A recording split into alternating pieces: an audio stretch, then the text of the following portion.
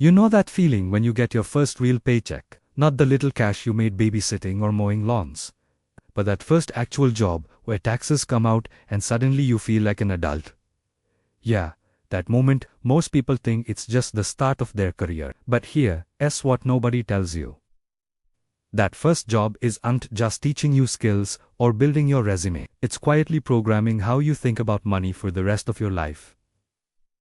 And the scary part, most of us never even realize it's happening. I want you to think about something for a second. When you landed that first job, what did you do with your first paycheck?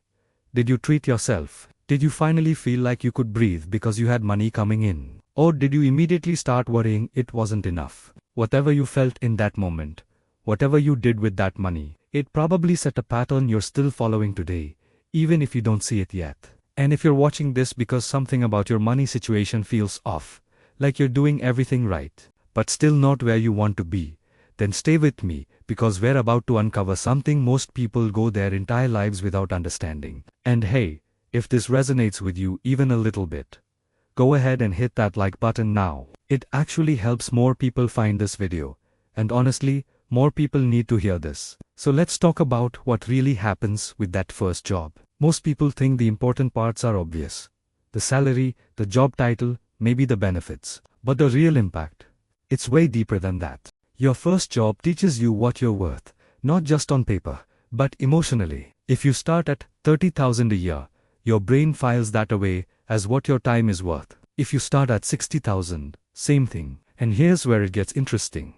Even years later, when you're negotiating raises or thinking about switching jobs, that original number is still sitting in the back of your mind like an anchor. Psychologists call this anchoring bias. Your brain takes that first piece of information and uses it as a reference point for everything else. So if your first job paid you $40,000 and you worked 50 hours a week, your brain might unconsciously calculate that your time is worth a certain amount per hour. And when you get a raise later, even if it sounds good, you're still measuring it against that original anchor. The problem is, that anchor might have been set by a company that undervalued you, or an industry that underpays, or just bad timing in the job market. But your brain doesn't care about that context. It just remembers the number. And it's not just about the salary, it's about the lifestyle that salary creates. Let me give you an example. Say you graduate college, you're living with roommates, eating ramen half the week, and then boom, you land a job making $50,000 a year. Suddenly, you feel rich. You upgrade your apartment. You start eating out more. Maybe you finance a nicer car because, hey, you can afford the payments now, right? And all of that feels totally reasonable because, compared to being broke in college, you are doing better. But here's the thing. You just set your lifestyle to match your income. And that's not inherently bad, except that now your lifestyle is locked in at that level. So when you get the raise a year later, instead of saving that extra money or investing it, you just expand your lifestyle a little more. Better apartment, nicer dinners, maybe a vacation you've been dreaming about. And again, that feels normal because you're earning more. But the gap between what you earn and what you save, that gap isn't growing. You're just treading water at a higher altitude. This is called lifestyle creep, and it is one of the most powerful financial traps out there because it doesn't feel like a trap. It feels like progress. It feels like you're finally living the life you worked hard for. And you are. But the cost is that you never build real financial security. You never get ahead. You're always one bad month, one unexpected expense, one job loss away from stress. Now, before you think I'm saying you should live like a monk and never enjoy your money, that's not it. I'm anti-unconscious spending. There's a massive difference. The problem isn't that you bought a nicer car or moved to a better apartment.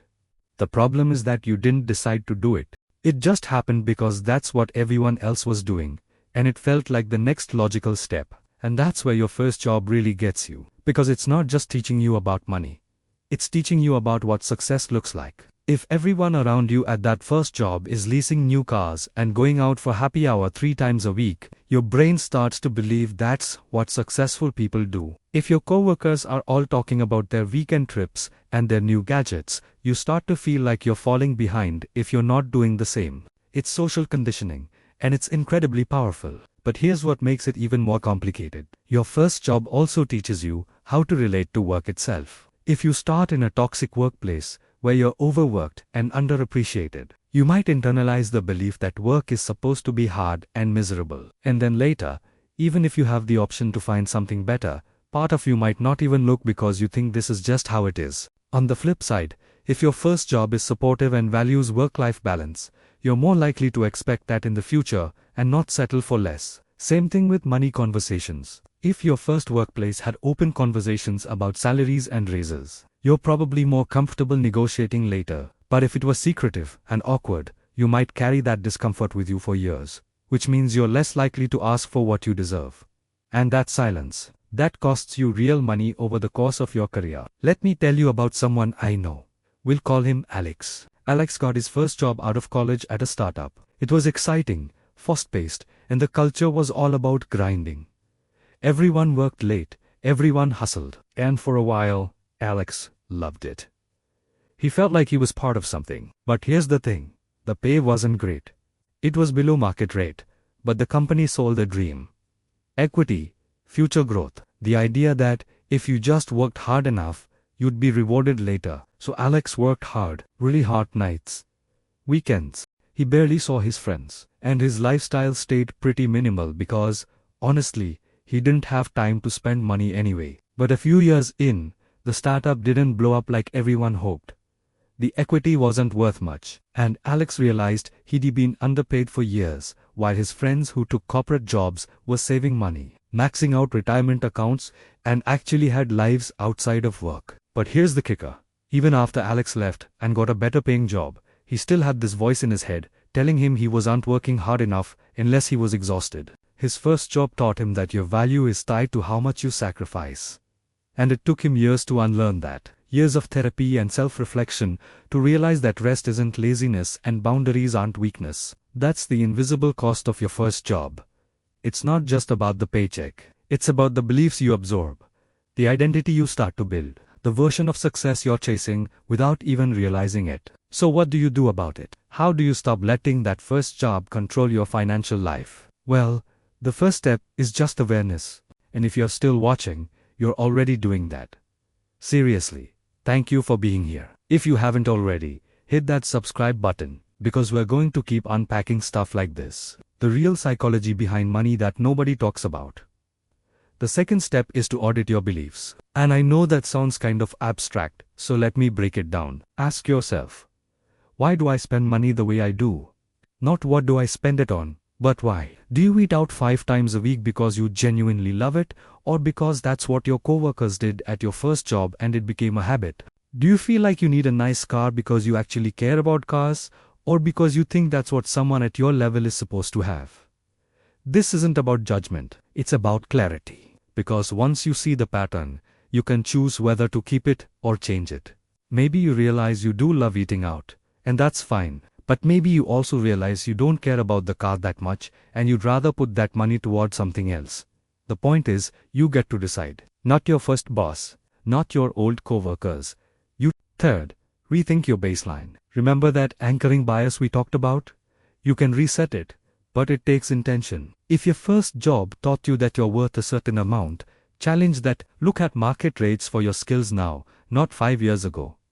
Talk to people in your field. Get comfortable with the idea that you've grown, and your value has grown with it. This is especially important if you've been at the same company for a while, because they have no incentive to pay you what you're worth on the open market. They are anchored to what they've always paid you. Fourth, and this one's big, separate your income from your lifestyle. I know, easier said than done, but here's a simple rule that actually works. Every time you get a raise, split it. Half goes to your lifestyle if you want to upgrade something. The other half goes to savings, investments, or paying off debt. That way, you're still enjoying the rewards of your hard work, but you're also building real security. You're getting ahead, not just moving sideways. And look, I get it. This isn't easy, especially if you're early in your career and it feels like you're finally making enough money to live a little. I'm not saying don't enjoy your life. I'm saying be intentional about it, because the goal isn't to be the richest person in the graveyard. The goal is freedom, the ability to make choices without panic, the ability to take a risk, switch careers, start a business, or just sleep well at night because you know you'll be okay. Your first job set you on a path, But it doesn't have to be the path you stay on forever. You can change direction. You can rewrite the story. But first, you have to see the story you've been telling yourself. And that's what this is really about. Not just money, not just careers, but the narratives we inherit and whether we choose to keep them. So think about your first job for a second. What did it teach you? What beliefs did you pick up that maybe aren't serving you anymore? And more importantly, what do you want to believe instead? Because here's the truth. You're not stuck. You never were. You just didn't realize you were following someone else's script. And if this hit home for you, do me a favor. Drop a comment and tell me about your first job. What did it pay? What did it teach you? I read every single comment, and honestly, I learn a lot from them. Plus, it helps the algorithm show this video to more people who need to hear it. Also, if you found this helpful, share it with someone who's just starting their career. Or someone who has been stuck in the same financial patterns for years and can't figure out why. Sometimes, all it takes is one conversation, one video, one moment of clarity to change everything. Here's the thing I want you to walk away with today. Your financial life is not just about the decisions you make. It's about the beliefs underneath those decisions. And a lot of those beliefs were planted years ago, at that first job, when you were just trying to figure things out. But now you're older, wiser, more aware, and you get to choose what you keep and what you let go. So give yourself permission to question everything. Your spending habits, your career path, your definition of success. Because the life you're living right now, it was built on a foundation you didn't fully choose. And that's okay. Most of us didn't. But now you know. And knowing changes everything. Thanks for watching. I'll see you in the next one.